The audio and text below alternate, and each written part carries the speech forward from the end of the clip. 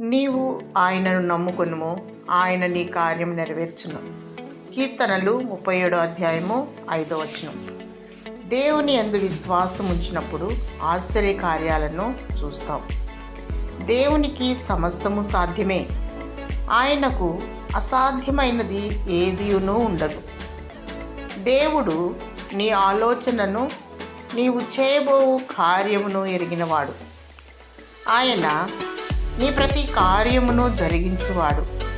నీ హృదయవాంఛను తీర్చువాడు. విశ్వాసముతో దేవుని అడిగినప్పుడు దేవుడు దానిని నెరవేరుస్తాడు. నీ పక్షాన ఉంటాడు.